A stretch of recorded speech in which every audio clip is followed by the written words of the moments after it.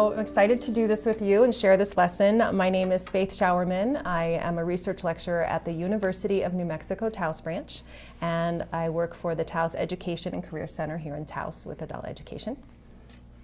And my name is John Keck, and I work here at the Taos Education and Career Center as a math educator. So what we've done is we've created a lesson plan that's based on career pathways. It's also project-based learning around the content area of linear equations.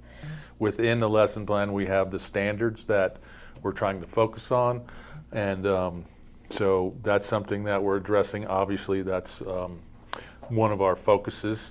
And then we want to make sure that when we address all the points in this lesson, we're looking at this situation wheel over here, which helps us to, we realize that if we address a real life situation, they buy into it more.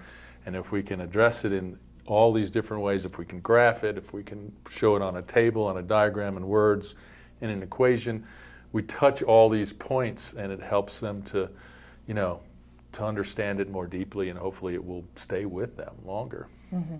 And I think that really ties into one of the shifts here, or the focuses of the college and career readiness standards, which is the rigor, because we have, I think, in this lesson plan designed something that balances out the procedural with the application. So, right. And that's a big part of the CCRS, is to have both. You can't just go all experimental and and conceptual, and you also can't go to the other end of the continuum and be all procedural with no context. Right. So I love the situation wheel for that. I think that's been my favorite part of doing this lesson, is getting more comfortable with that idea. Actually, this lesson plan is going to be something that we share as a document with the C3 groups and with the adult education community at large. So you will see it, in document form. But really drawing on the prior knowledge is something I strive to model today. I hope that we succeeded in that. Instead of telling, I want to ask. I'm constantly asking the students, like, what do you know already about this? What does this look like to you? Because that means so much more for them to hear their neighbor, their teammate, their colleague, their classmate, they're next to them sharing, and then it triggers, and you could see a couple light bulbs going off, a couple of those epiphany moments that came off because of eliciting prior knowledge as opposed to just delivering. Right. So moving away from sage on the stage kind of thing. Which speaks to the coherence part of the, totally. What we're trying to establish here is where we're trying to establish what they knew before and progressing across levels and within a level. So that helped, with that part, so for sure.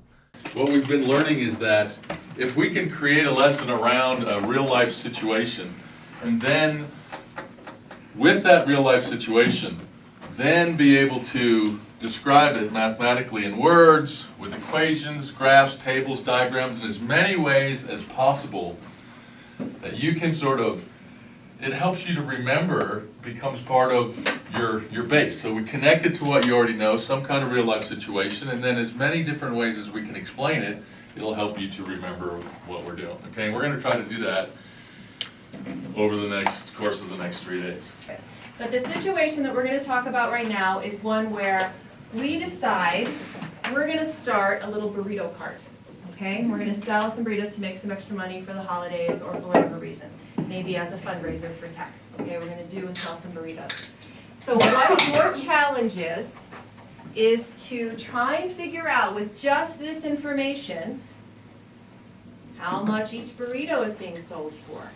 If we know that if we sold 4 burritos, we would have a profit of $2.20, what we want to see if you can do in any method you know how is to figure out how much the rest of the table would be filled in. How much would it be for 5 burritos? How much would it be for 6 burritos? And so on. How did you figure that out? How did you? I did 220 divided by 4.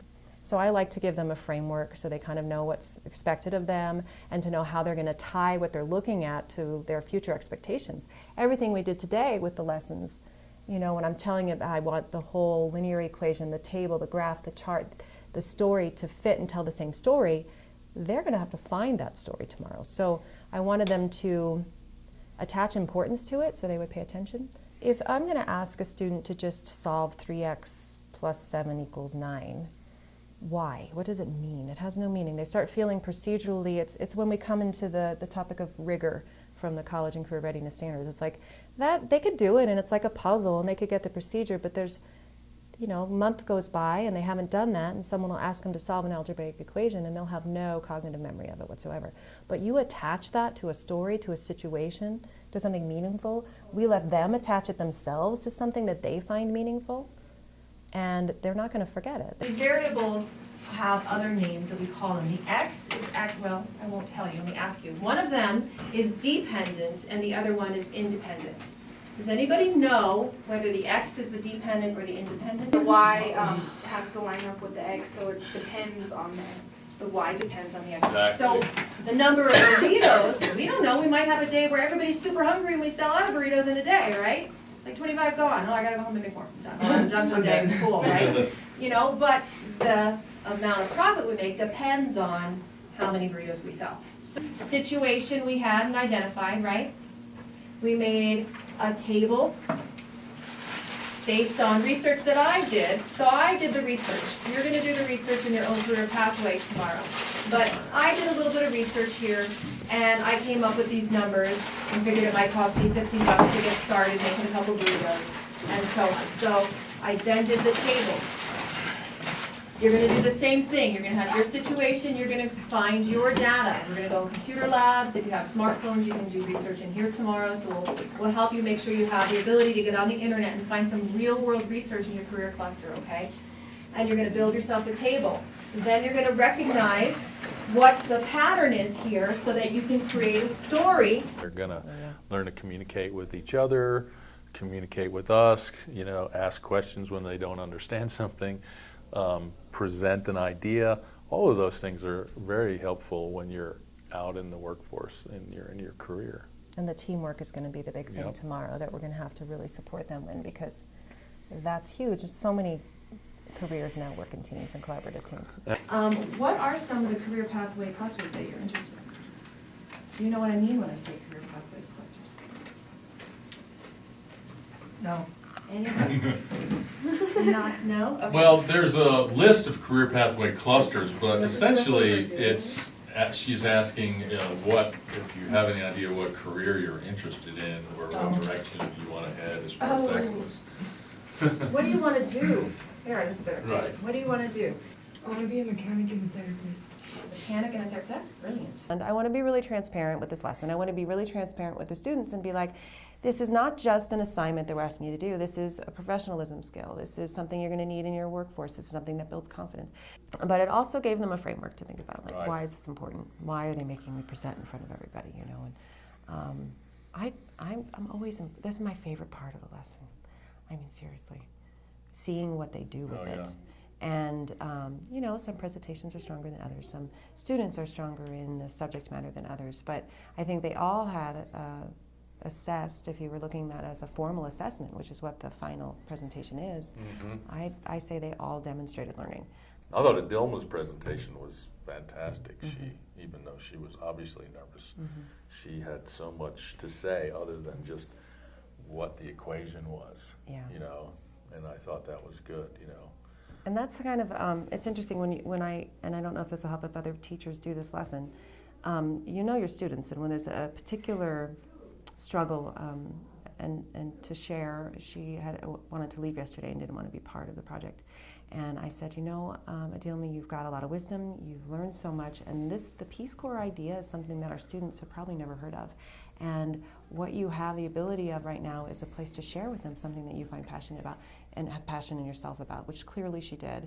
And I think because she's such a service-oriented person, it kept her in the game. Yeah. And she benefited from it. And I think she feels pretty darn good about herself right now from it, you know, or she will if she's still coming down off her adrenaline maybe, but she will. And I think that as teachers, we know our students to a point where what is it that they need to hear from us to get them to stay engaged, you know? And it's a lot of little subtle engagement strategies that I hope that we modeled today and over the last 3 days that just make a project that much more rich. So that was kind of fun for me to see the little interpersonal things that we do when we know our students. The girls that did health sciences, they were looking at the dental hygienist and they said, in our research, we don't know if we want to do that anymore. You have to clean teeth all day and do paperwork. I about wanted to laugh when they said that, but I No, mean, that this was is what. perfect, because that's part of what we're doing here is, you know, Yeah. they think they want to know, do something, and, you know, who has that opportunity to spend time, you know, to be asked to spend time, because Yeah. sometimes people don't necessarily do that on their own. No, You no, know, no. say, go research this, and they did, and they're like, well, I thought I wanted to do this, but Do you wanna do it? No. What'd you say? You feel like what? I feel like it's kind of like when I like actually like researched it, like it is pretty boring. Like all you do is clean teeth every day. Or Not no, just that, you no. gotta do like paperwork and that kind of stuff first before you can like actually, you know, because that's what you're doing here, assisting. I wanna go Thank find you. it.